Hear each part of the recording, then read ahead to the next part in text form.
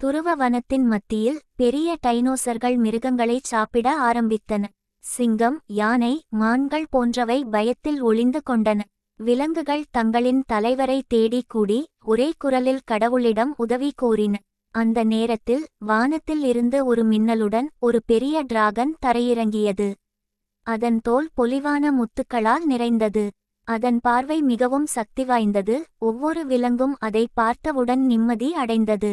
Dragon தன்னுடைய பசுபல் குரலால் விலங்குகளுக்கு நம்பிக்கையை அளித்து, நான் உங்களை பாதுகாக்க வந்திருக்கிறேன். உங்கள் உயிரை எவரும் எடுக்க மாட்டார்கள் என்று கூறியது. டிராகன் டைனோசர்களின் எதிர்காலத்தின் மீது சென்று போராடியது. அதன் அசைவுகள் மின்னலின் வேகத்தில் இருந்தன.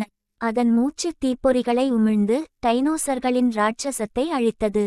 இந்த போராட்டத்தின் முடிவில் வனத்தில் மீண்டும் அமைதி நிலவியது. டிராகன் தன்னுடைய பின் செல்வத்தை விலங்குகளிடம் கூறியது. ஒற்றுமையுடன் இருங்கள், இயற்கையை மதியுங்கள். நான் இங்கு இருந்தாலும் நீங்கள் தான் உங்கள் உலகத்தை பாதுகாக்க வேண்டும். விலங்குகள் அனைவரும் அது கூறியதை மனதில் எடுத்துக்கொண்டு வாழ்ந்தன. கதை மர்மமாய் முடிகிறது. ஆனால் டிராகன் எங்கே சென்றது என்று யாரும் அறியவில்லை. அது இன்னும் வனத்தில் இருக்கிறதா? நீதி, ஒற்றுமை, நம்பிக்கை மற்றும் நெறிமுறைகளுடன் செயல்படுங்கள்.